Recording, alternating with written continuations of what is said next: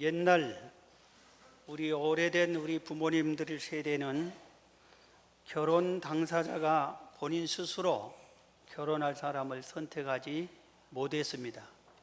어느 날 갑자기 부모님께서 얘야, 다음 달 초사흘에 저 옆 동네 김진사댁 둘째 아들과 결혼할 거다. 준비해라. 그러면은 그렇게 하는 겁니다. 그때부터 이 아가씨는 내 신랑 될 사람, 내 평생 내가 함께 살아야 할 분이 그 집안은 가난한지 부자인지, 또 그분이 외모는 어떻게 생겼는지, 성격은 뭔지 이렇게 알려고 애를 쓰고 수소문해보고 그렇습니다.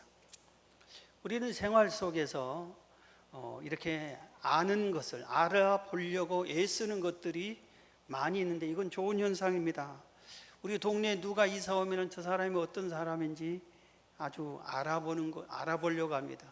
그래서 부부간에 식사하면서도 옆집에 이사 왔는데 어떤 사람이야? 하고 서로 얘기를 나눕니다. 우리가 내일 만약에 놀러 간다, 날씨가 어떤지 알아보고, 지금 요새는 어디를 가려면은 어느 길이 막힌지 이런 것도 다 알아보고 이렇게 출발을 합니다. 그런데 우리들이 생활 속에서 이런 편리한 것을 위해서 알아보는 것이 많이 있는데 가장 소중한 것은 알아보지를 않습니다. 정작 꼭 우리가 알아야 할 것들은 알아보지 않습니다. 그게 뭐냐면은 하나님이십니다. 하나님이 누구인지 하나님에 대해서 알려고들 하지 않습니다. 성경은 호세아서 6장 3절에 이렇게 말씀했어요. 우리가 여호와를 알자. 힘써 여호와를 알자 그랬어요. 성경을 아는 사람, 하나님을 제대로 믿는 사람은 내가 세상의 모든 것을 아는 것 못지않게 하나님을 아는 것에 힘을 더 써야 된다 이겁니다. 한번 여러분 자신을 한번 생각해 보세요. 내가 하나님을 얼마나 알고 있느냐? 여호와의 이름이 뭔가? 하나님은 무엇을 기뻐하고 무엇을 미워하고 무엇을 싫어하시는가? 하나님은 어떤 예배를 좋아하신가? 하나님의 능력은 어떠하신가? 하나님이 하신 일이 무언가? 하나님이 앞으로 하실 일이 무언가? 하나님이 어떤 분이신가? 이런 모든 것을 우리는 알려고 애를 써야만 되는 겁니다. 성경은 하나님에 대한 주제가 60가지가 넘게 있다고, 그것을 알려면 60가지 이상을 하나님에 대해서 알아야 된다 이겁니다. 오늘 성경 본문이 하나님을 아는 방법, 이렇게 하면 하나님을 알 수 있다 이렇게 소개해 주고 있습니다. 얼마나 좋은 말씀인지 몰라요. 오늘 본문을 제가 다시 잠언 2장 1절에서 5절까지를 읽어드립니다. 만일 내 아들아, 내가 만일 나의 말을 받으며 나의 계명을 내게 간직하며 내 귀를 지혜에 기울이며 내 마음을 명철에 두며 지식을 불러 구하며 명철을 얻으려고 소리를 높이며 은을 구하는 것 같이 그것을 구하며 감추어진 보배를 찾는 것 같이 그것을 찾으면 여호와를 경외하기를 깨달으며 하나님을 알게 되리니 그랬어요. 하나님을 알게 될 것이다 이겁니다. 어떻게 하면 앞에 있는 내용들을 실천하면은 하나님을 알게 될 것이다 이겁니다. 그래서 이 앞에 있는 내용을 보면은 세 가지 있어요. 하나님을 아는 방법을 세 가지를 본문이 소개하고 있습니다. 오늘 꼭 이 세 가지를 여러분들이 확실하게 알으셔서 하나님을 깊이 많이 아는 여러분이 되기를 주의 이름으로 축원합니다. 첫 번째입니다. 하나님을 아는 방법 첫 번째, 하나님의 말씀을 받아 들이라 이겁니다. 1절에 있습니다. 내 아들아, 내가 만일 나의 말을 받으며, 하나님의 말씀을 받아들이라 이겁니다. 그러면은 여호와 경외하기를 깨닫고 하나님을 알게 될 것이다. 하나님을 알게 될 것이다. 하나님을 알려면은 하나님의 말씀을 내가 받아들이라 이겁니다. 하나님의 말씀을 생명의 씨앗입니다. 누구든지 하나님의 말씀을 믿음으로 받아들이면은 하나님을 아는 지혜를 얻게 돼요.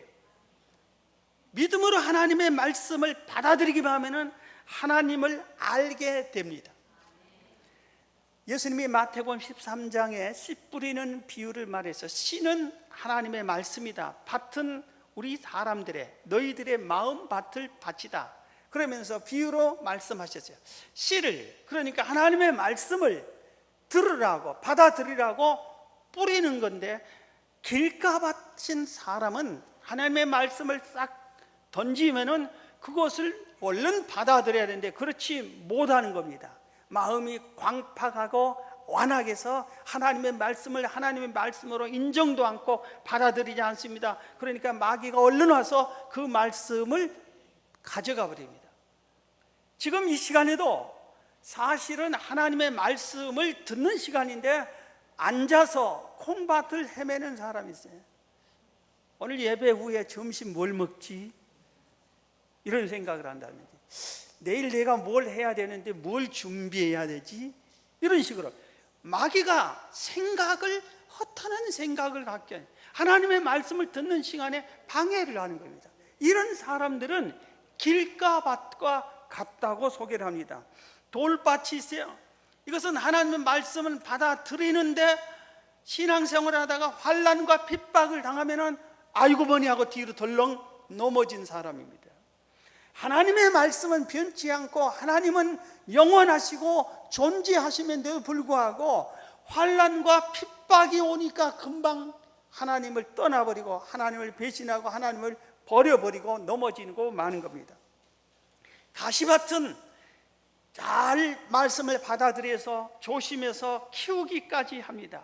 그런데 세상의 염려와 재물의 유혹에 빠지고 나서 열매를 못 맺는다고 그랬습니다. 세상에 많은 삶의 근심, 걱정, 염려거리가 있어요. 그런데 예수님께서는 이런 것을 염려하지 말라, 내가 너와 함께 해준다. 그런데도 불구하고 우리는 스스로 근심, 걱정, 염려를 막 해 나가는 겁니다. 그러다 보니까 하나님의 말씀이 내 안에 와서 믿음으로 열매를 맺지를 못하게 하는 거예요. 물질의 유혹 때문에 거기에 헤어나지 못해가지고 결국은 열매를 맺지 못한다. 이렇게 씨 뿌리는 비유를 말씀하고 있습니다. 성경 로마서 10장 17절에 그러므로 믿음은 들음에서 나며 들음은 그리스도의 말씀으로 말미암았느니라 했어요. 우리가 믿음이 생겨야 돼. 하나님의 말씀을 믿음으로 받아들여야 되는데 이 믿음은 어디서 생겨나느냐? 하나님의 말씀을 들을 때 믿음이 생겨난다 이겁니다. 그래서 우리가 믿음으로 하나님의 말씀을 마음문을 활짝 열고 받아들여야 돼. 그럴 때 믿음으로 말씀을 자꾸 들으면은 나도 모르는 사이에 믿음이 쑥쑥 생겨서 하나님의 말씀이 하나님의 말씀으로 믿어지고 하나님의 존재가 믿어지고 기도가 믿어져서 하나님께 엎드려 기도하게 되고 하나님을 만나는 경험을 하게 되고 기도를 응답을 받게 되는 것입니다. 말씀을 믿음으로 들어야 돼. 그래서 듣는 시간을, 설교 시간을 우리가 온 신경을 다해서 하나님 말씀을 자꾸 들으려고 해야 됩니다. 그래서 예배 시간을 놓치지 말아야 되는 겁니다. 신명기 28장에는 하나님 말씀을 잘 받아들이면 내가 복을 주겠다 약속한 말씀입니다. 내가 내 하나님 여호와의 말씀을 삼가 듣고 여호와의 말씀을 삼가 듣고 내가 오늘 내게 명령하는 그 모든 명령을 지켜 행하면 내 하나님 여호와께서 너를 세계 모든 민족 위에 뛰어나게 하실 것이라. 내가 내 하나님 여호와의 말씀을 청정하면은, 이 청정한다는 뜻이 하나님의 말씀을 믿음으로 내게 받아들이면 이겁니다. 그리하면 이 모든 복이 내게 임하며 내게 이르리니 성읍에서도 복을 받고 들에서도 복을 받을 것이며 내 몸의 자녀와 내 토지의 소산과 내 짐승의 새끼와 소와 양의 새끼가 복을 받을 것이며 내 광주리와 떡반죽 그릇이 복을 받을 것이며 내가 들어와도 복을 받고 나가도 복을 받을 것이니라. 그렇게 말씀하셨어요. 어떤 사람에게 이런 복을 들어와도 나가도 너의 가축들까지 복을 주신다고 해서 하나님의 말씀을 삼가 듣고 하나님의 말씀을 청정하는 사람, 믿음으로 받아들이는 사람, 그런 사람에게 이런 복을 주겠다 이렇게 말씀을 한 겁니다. 그래서 초대교회 성도들이 바울과 베드로가 하나님의 말씀을 외치면은 그 말씀을 사람의 말이 아닌 하나님의 말씀으로 받아들였다고 성경은 기록하고 있어요. 하나님의 말씀으로만 받아들인 게 아니라 하나님의 말씀을 전하는 그 바울과 베드로 이 사도들을 신과 같이 모셨어요. 그래서 베드로와 바울이 뭐라고 그러냐면, 제발 좀 그렇게 하지 말라. 내가 너희들과 똑같은 사람이다. 나는 신이 아니다. 이렇게 말을 했어요. 그런데 요새는 어떻습니까? 하나님의 말씀을 외치면은 조금 재밌게 하면, 목사가 참 얘기를 재밌게 하네, 그래요. 하나님의 말씀을 외치는데 참 웃기면서 잘한다, 이런 식으로 표현을 해요. 그리고 일리가 있어, 들을만해, 가치가 있어, 이렇게 하는 거예요. 하나님의 말씀으로 듣는 게 아니라 사람의 말로 듣고 평가를 하고 있어요. 그러니까 이 말씀이, 하나님의 말씀이 내 말에 믿음으로 들어와야 여기서 싹이 나고 열매를 맺는데, 사람의 말로 들으니까 하나님의 말씀이 싹을 트지 못한다, 이겁니다. 여러분, 하나님의 말씀을 하나님의 말씀으로 받아들이시기를 바랍니다. 하나님의 말씀을 들을 때 절대로 의심하지 마십시오. 믿음으로 받아들이기를 바랍니다. 아멘, 아멘 하며 내 심령 안에 아주 듬뿍듬뿍 이렇게 받아들이셔서 여러분의 심령에 하나님의 말씀이 충만하기를 주의 이름으로 축원합니다. 두 번째입니다. 하나님을 아는 방법 두 번째는 하나님의 말씀을 간직하라. 첫 번째는 하나님의 말씀을 받아들이라. 받아들인 이 말씀을 두 번째는 간직하라. 이 간직하라는 뜻은 내 마음에 새기고, 그 다음에 이 간직된 말씀을 생활 속에서 기억하고 생활 속에서 이 말씀대로 실천하면서 살라는 뜻입니다. 오늘 본문 1절에 그 말씀이 1절에 또 있습니다. 내 아들아, 내가 만일 나의 말을 받으며, 방금 받으며를 들으세요. 나의 계명을 내게 간직하며, 간직하라, 이겁니다. 그러면은 5절에 있는 말씀처럼 여호와 경외하기를 깨달으며 하나님을 알게 될 것이다, 이겁니다. 간직하라, 이겁니다.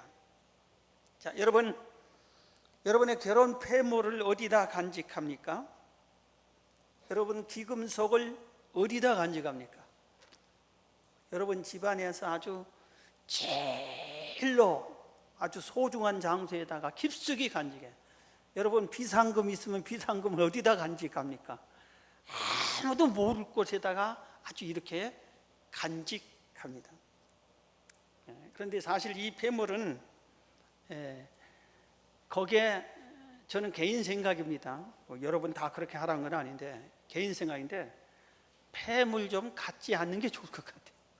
폐물 가지면은 마음이 쏠려가지고 어디 가면 잊어버릴까 봐서 부들부들 떠는 거예요. 그래서 요새는 기술이 참 좋으니까 여러분 폐물은 가짜를 가지세요. 가짜가 훨씬 좋습니다. 가짜와 진짜를 구별이 안 됩니다. 그러니까 전문가도 아주 독배기를 보고 막 난리를 치면서 이렇게 봐서 구별을 해내는 거예요. 보통 사람은 다 몰라요. 그러니까 가짜로 하고 사람들이 묻거들랑 그게 좋다 하거들랑 이거 가짜야 그러지 마. 가만히 있어요. 이거 좋다고. 그래 나도 참 좋아서 찬다고 그래. 누가 물어보거들랑 가짜야 진짜야 그러면은 그게 뭐가 궁금해? 좋으면 좋지. 절대로 가짜 진짜 얘기하지 말아요. 그러면 그 사람이 되게 궁금해하고 진짜인 줄 알거든요. 근데 만약에 잃어버렸다. 그거 간단하죠. 또 사면 되지. 그거 몇 푼 안 되는 거예요. 그런데 이거 진짜를 가지고 아주 살려고 애를 쓰면 내 눈에 내가 눈이 잘 맞는데 어떤 것은 가짜가 더 예뻐 보이더라고.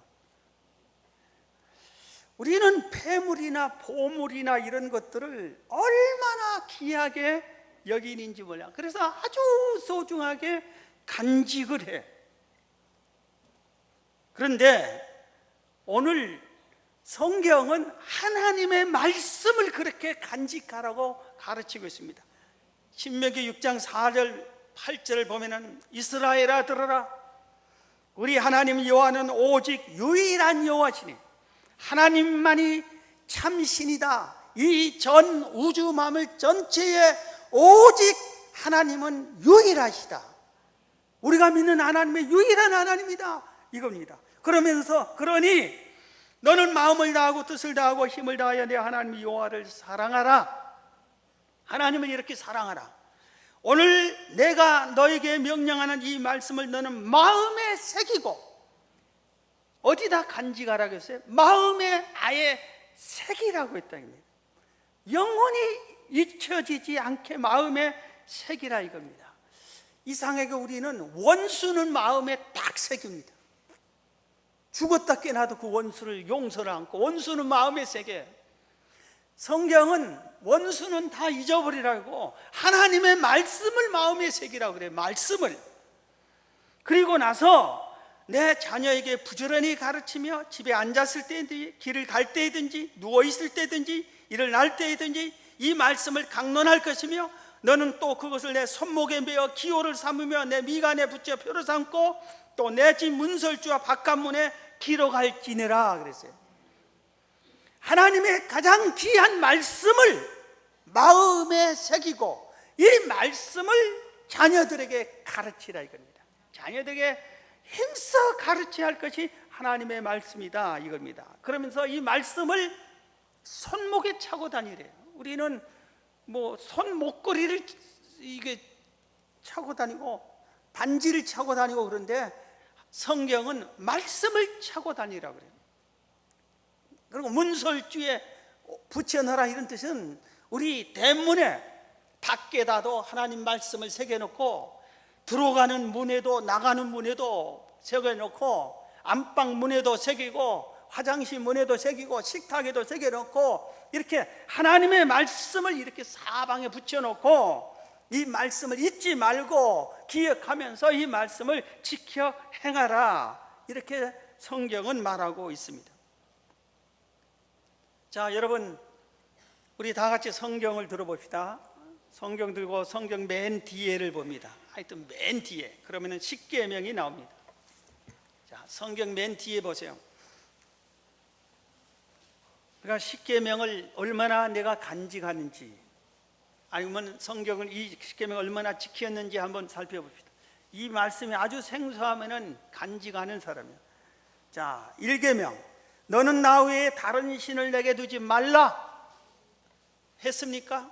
기억하고 이걸 지키고 있습니까? 2계명 너를 위하여 새긴 우상을 만들지 말고 또 위로 하늘에 있는 것이나 아래 땅에 있는 것이나 땅 아래 물속에 있는 것에 어떤 형상도 만들지 말며 그것들에게 절하지 말며 그것들을 섬기지 말라. 우상을 섬기지 말라, 만들지 말라 이겁니다. 우리 그제 금요일 날 참 좋은 신방을 제가 갔어요. 우리 권사님이 다니는 회사에 사장님이 회사를 확장해서 개업을 하는데 이분이 예수를 믿지 않는 분이에요. 그런데 우리 권사님이 얼마나 얘기를 많이 했는고 계획이 돼지 대가리를 큰 놈 사다 놓고 모든 음식 차려놓고 거기다 절을 하면서 고사를 지내려고 이제 그렇게 딱 되어 있습니다. 그런데 권사님이 자꾸 얘기하세요. 사장님, 전에도 고사 지는 거 해봐야 회사가 잘 된 게 뭡니까? 고사 이 죽은 돼지 대가리가 목을 주겠습니까? 우리 권사님이 아주 지혜롭게 말씀을 계속 해가지고 결국은 이분이 그럼 목사님 모셔다 예배 드리자고 하는데 좋다 그럼 내가 니네 교회 한번 가보자고 총동호 주일날 지난 주일날 우리 교회까지 와서 예배를 드렸대요. 저는 몰랐는데 예배를 드리고 나서 와서 좋다 그러면은 담임 목사님이 올 때 한해서 이 고사를 폐지하고 예배를 드리자고 그렇게 했는데 금요일날 우리 교육제회 있잖아요. 그래서 목요일 날이나 토요일 날 바꾸자고 이렇게 했는데도 꼭 그날이니까 그래요. 그래서 할 수 없이 우리가 교육자 회의를 미루고 한 영혼이 구하니 귀하니까 거기 가서 예배를 드렸습니다. 그랬더니 그 사업이 괜찮을 것 같아요. 그리고 우리가 축복기도 많이 해주세요. 잘 될 줄로 믿습니다. 이 계명을 잘 지키고 남도 지키게 하는 거예요. 이 권사님은 남도 지키게 해준 거라고. 본인도 잘 지키고, 3계명 너는 내 하나님 여호와 이름을 망령되이 부르지 말라. 제4는 안식일을 기억하여 거룩하게 지키라. 5는 내 부모를 공경하라. 6계명 살인하지 말라. 7계명 간음하지 말라. 8계명 도둑질하지 말라. 제9계명 내 이웃에 대하여 거짓 증거하지 말라. 제10계명 내 이웃의 집을 탐내지 말라. 그런데 그 밑에 보세요. 그 밑에 예수께서 이르시다. 이걸 지금 말씀드려. 기독교의 핵심이 사랑이에요. 그래서 그것을 여기서 성경이 기록하는 거예요. 예수께서 이르시되 내 마음을 다하고 목숨을 다하고 뜻을 다하여 주 너의 하나님을 사랑하라 하셨으니 이것이 크고 첫째 되는 계명이요 둘째도 그와 같으니 내 이웃을 내 자신같이 사랑하라 하셨으니 이 두 계명이 온 율법과 선지자의 강령이니라. 기독교의 핵심은 사랑이에요. 하나님 사랑, 이웃 사랑. 이 사랑, 핵심적인 사랑을 우리가 얼마나 지켰느냐 이겁니다. 말씀을 얼마나 사랑해야지 간직하고 있느냐 이겁니다. 예수님이 마태복음 5장 44절에 이렇게 말씀하셨어요. 너희 원수를 사랑하며 너희를 박해하는 자를 위하여 기도하라. 원수를 사랑하고 나를 박해하는 자를 위해서 기도해 줘라 이겁니다. 로마서 12장에도 이런 말씀이 있어요. 형제를 사랑하며 서로 우애하고 존경하기를 서로 먼저 하라. 너희를 박해하는 자를 축복하고 저주하지 말라. 아무에게도 악으로 악을 갚지 말고 오직 모든 사람 앞에서 선한 일을 도모하라. 할 수 있거든 너희로서는 모든 사람과 더불어 화목하라. 모든 사람을 사랑하고 모든 사람과 화목하라. 내 사랑하는 자들아, 너희가 친히 원수를 갚지 말고 하나님의 진노하심에 맡겨라. 그래서 성경은 모든 사람을 사랑하라고 명령하는데, 그런데 교회를 다니고 성경을 믿는 성도들이 자기가 좋아하는 사람만 사랑합니다. 자기 편에 소속된 사람만 사랑해요. 내 자식만 사랑하고, 교회 안에서도 우리 교구에 속한 성도만 사랑하고, 우리 기관에 속한 성도만 사랑해요. 교회 안에도 이렇게 편견을 주는 거예요. 친정 부모님만 사랑하고 시부모님은 사랑하지 않아요. 자기 딸만 사랑하고 며느리는 사랑하지 않아요. 말로는 사랑한다 하지만 마음에는 딱 정해졌어요. 내 딸만 사랑하는 거예요. 내 딸은 다 용서해줘요. 내 친정 부모님은 다 좋아. 그런데 시부모님은 이상하게 거리가 있어요. 멀어.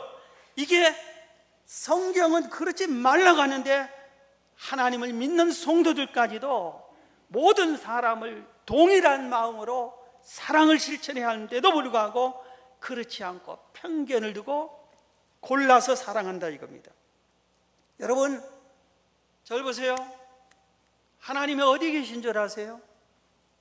사랑하는 곳에 계세요. 사랑을 실천하는 곳에 하나님이 계세요. 사랑의 하나님이 사랑을 실천하는 그 사람에게 함께해 주는 거예요. 하나님은 누구와 함께 하느냐? 사랑을 실천하는 사람. 모든 사람을 사랑하고 원수까지도 사랑하고 사랑하라는 이 성경 말씀을 지켜 행하는 그 사람과 함께해 주는 겁니다. 하나님의 말씀 성경을 지켜 행할 때 하나님이 동행해 주고 하나님이 자신을 보여줍니다. 그렇기 때문에 하나님을 알게 되는 거예요. 여러분, 하나님의 말씀을 믿음으로 받아들이세요. 그리고 이 말씀을 간직하시고 이 말씀대로 실천하셔 하나님을 알고 하나님과 동행하기를 주의 이름으로 축원합니다. 오늘 본문의 마지막 한 가지 또 있습니다. 하나님을 아는 방법, 여호와를 찾으라. 오늘 본문은 지혜를 찾으라 했는데 지혜가 성령 하나님이에요. 그러니까 곧 하나님을 찾으라는 말과 같은 말입니다. 오늘 본문을 다시 읽어드립니다. 2절에서 내 귀를 지혜에 기울이고 내 마음을 명철에 두며 지식을 불러 구하며 명철을 얻으려고 소리를 높이며 은을 구하는 것 같이 그것을 구하며 감추어진 보배를 찾는 것 같이 그것을 찾으면, 그러니까 지혜를 찾으면, 하나님을 찾으면 여호와 경외하기를 깨달으며 하나님을 알게 되리니. 말씀해 주셨어요. 여러분, 하나님을 찾으면은 하나님을 만날 수 있습니다. 아멘. 하나님을 만나면은 하나님을 깨닫고 하나님을 알게 됩니다. 지혜를 찾으면은 지혜를 만납니다. 그러면 그 지혜가 하나님을 알게 해 줍니다. 할렐루야. 예수님이 그래서 구해라, 주겠다. 찾으라, 찾을 것이다. 구하는 이가 얻고 찾는 이가 찾는다. 이렇게 약속해 주셨습니다. 아모스 5장 4절에 여호와께서 이스라엘 족속에게 이와 같이 말씀하시기를 너희는 나를 찾으라 그리하면 살리라 그랬어요. 하나님을 찾으라 그래야 산다. 그러면서 6절에는 같은 말을 반복하면서 경고도 했어요. 너희는 여호와를 찾으라 그리하면 살리라. 그렇지 않으면 그가 불같이 요셉의 집에 임하여 멸하시리니 베델에서 그분을 끌 자가 없으리라. 여호와를 찾으면, 하나님을 믿어야 할 사람, 하나님을 찾아야 할 사람, 하나님을 섬겨야 할 사람은 하나님을 찾으면 사는 길이 열리는데, 하나님을 섬겨야 할 사람이 하나님을 찾지를 않아요. 그리고 세상에 잡다한 것들은 그렇게도 잘 찾아.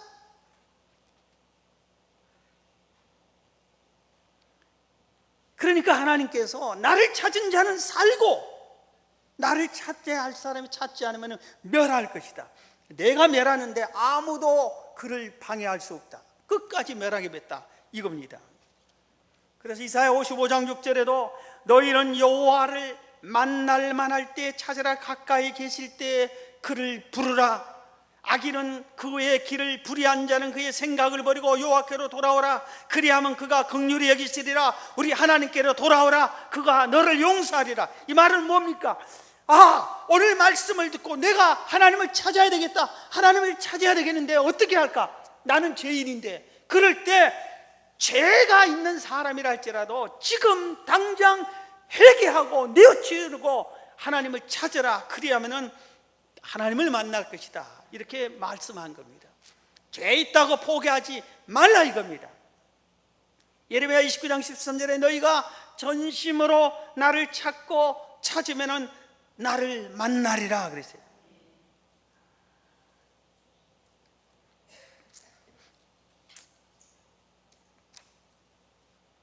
어느 한 분을 소개하려고 합니다. 교역자들 수련회 때 교역자들에게 강의를 한 강사님이 자기 간증을 했어요. 이분은 전라북도 김제 시골에서 살았다예요. 중학교를 다닐 때 이런 경험이 있답니다. 학교까지 6km나 다녀야 돼요. 얼마나 먼 거리입니까? 6km를 걸어서 여기서 우정부까지, 우리 상계동에서 우정부까지 6km도 안 돼요. 금방이요. 그런데 그 먼 길을 걸어 다니는 거예요. 그런데 어느 날 가방이 무거워서 학교 가기 힘든데 고등학교, 한 동네 고등학교 선배가 자기를 부르더래요. 왜요? 그랬더니 내 가방 들고 가 그러더래요. 그래서 가방을 들고 학교까지 들여다 달라는 소리예요. 그래서 번뜩 생각이, 오늘 내가 이 형의 가방을 들어주면 이 형 졸업할 때까지 계속 가방 들여다 줘야 된다. 그 생각이 들더래. 그래서 안 된다, 절대 그럴 수 없다. 그리고는 싫어요 그랬더니 감히 이 녀석이, 새파란 후배 녀석이 선배 말을 안 들어. 그리고 들어와서 막 발로 차고 주먹으로 때리고 얼마나 하는데 온몸이 흙투성이고 코피가 나서 피가 범벅이 됐어요. 학교를 갈 수가 없어요. 그래서 그대로 집에 돌아왔어요. 그랬더니 어머니가 또 웬일이냐 했더니 사실대로 얘기했더니 어머니가 큰 소리 칩니다. 야 이놈아, 비싼 내 밥 먹고 어떠지고 맞으냐고, 맞고 다니냐고, 나가 뒤져라. 전라도 사투로 나가 뒤져라 그랬대요. 그러니까 이 학생이 문을 쾅 닫아버리니까 실제로 죽으러 갔어요. 어디로 갔냐? 바닷물과 민물이 만나는 수문이 있는데 거기에서 실제로 거기서 많은 사람이 죽었대요. 죽은 장소에. 그래서 이렇게 죽으려고 바닷물을 막 쳐다보니까 물이 시퍼렇게 해가지고 너무나 억울해. 그리고 너무 속상해. 이 양 죽을 건 나를 이렇게 코너로 본 이 형을 내가 혼내놓고 그 형을 죽이고 내가 죽겠다. 그렇게 생각하고는 큰 돌멩이 하나 들고 형의 집에 있는 데 가서 가만히 있다가 학교 끝나고 형이 집에 딱 들어간 걸 보고 와서 대문을 발로 차기 시작해서 쾅쾅 차면서 그러면서 형을 부르면서 이 개새끼 나오너라. 내 너 죽이고 나 죽을 거다 하고 막 그러니까 집에서 그 어머니가 뛰어나서 웬일이라고 그러니까 사실대로 형이 나를 이렇게 개 패듯이 패서 그래.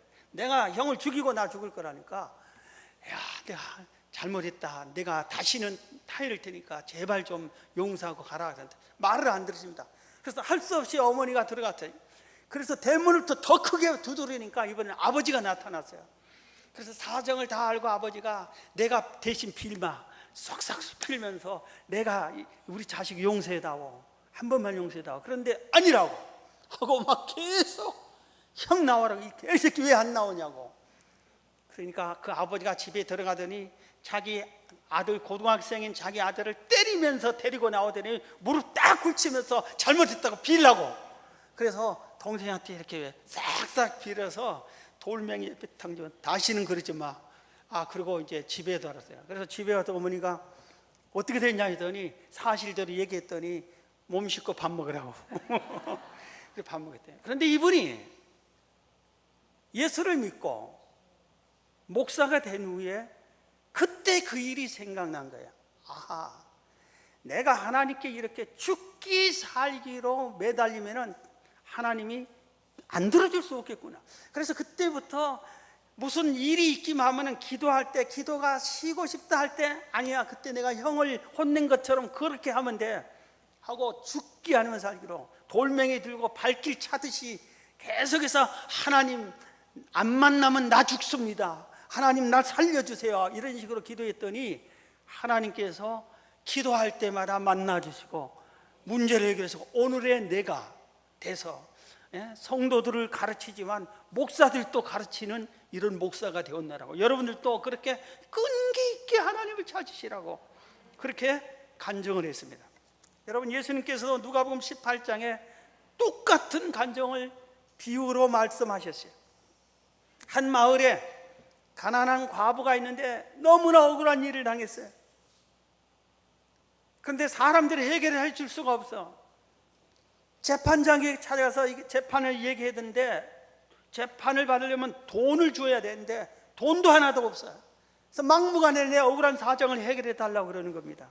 그래서 이 재판장이 만나주지도 않습니다. 그런데 이 여인이 막무가내 바로 이 목사님처럼 돌멩이 들고 발길 차는 것처럼 계속해서 이 대문을 두드리면서 재판장님 날 살려달라고 계속 하는데 허구한 날마다 이렇게 하니까 이 재판장이 미칠 것 같아요.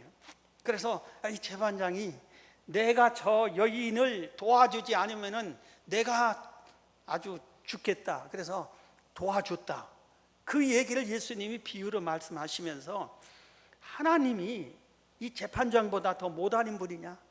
이 악한 재판장이라고 했는데 이 재판장도 들어주는데 너희들도 이렇게 끈기 있게 하나님을 찾으면은 하나님이 다 들어주신다. 예수님이 기도의 비유를 이렇게 말씀해 주셨습니다. 여러분 하나님을 찾으시기를 바랍니다. 찾고 또 찾고 또 찾아요. 지난번에 솔로몬 얘기를 지난주에 했잖아요. 솔로몬이 하나님을 만나려고 일천번제를 드렸잖아요. 한 번 기도를 드렸어요. 만나주지 않아. 두 번째, 세 번째, 네 번째 만나주지 않으니까 포기하는 게 아니라 계속해서 100번인데 100번째에도 만나주지 않아서 999번을 하나님을 찾아도 하나님이 만나주지 않았어요. 그래도 1000번째 또 있더니 하나님이 만나주셨어요. 하나님이 즉시 나타났어요. 내가 너에게 뭘 해줄까? 여러분 이 솔로몬처럼 그렇게 해야 돼. 지금 오늘 이 잠언을 솔로몬이 기록한 거예요. 솔로몬이 내가 이렇게 기도하니까 하나님을 찾으니까 하나님을 만나고 하나님을 알게 됐다. 너희들도 하나님을 그렇게 찾으라 이겁니다. 올 여름에 휴가를 계획을 세웁시다. 하나님 찾기, 하나님 만나기. 성경 딱 붙잡고 아주 성경 한 권 딱 들고 하나님을 만날 때까지 내 하나님을 찾겠노라고 기도 여행을 떠나봅시다. 기도 여행. 왜 아무도 아멘 안 해? 다 들도산으로 놀러 가고 싶으시. 하나님 먼저 만나고 놀러 가세요. 찾으면 됩니다. 여러분 인생에 하나님을 찾으면은, 하나님이 함께 해주시면은, 하나님을 알면은 너무 행복한 거예요. 우리 인생의 모든 비밀을 알게 되는 거예요. 우리의 삶의 인생 내 시작과 끝을 아는 거예요. 내가 어떻게 될 거다를 아는 거예요. 내가 죽으면 어떻게 될 것인가를 아는 거예요. 하나님이 심판하고 내가 천국에 가서 하나님의 은혜 가운데 상을 받고 알게 되는 거예요. 아무것도 모르는 상태에 하나님이 있는지 없는지, 있을까 말까, 의심했다 믿었다, 이것을 수십 년 반복하면서 믿었다 말았다 반복하지 마시고, 오늘 말씀대로 결론은 이거예요. 하나님 말씀 듣고 새기고 지키고, 그리고 기도해서 찾는 것, 이 두 가지, 성경과 기도가 하나님을 알게 해주지. 그래서 오늘 이 두 가지를 확 붙잡고 하나님을 바로 알아서 하나님께 영광 돌리고 행복한 여러분의 인생이 되기를 주의 이름으로 축원합니다.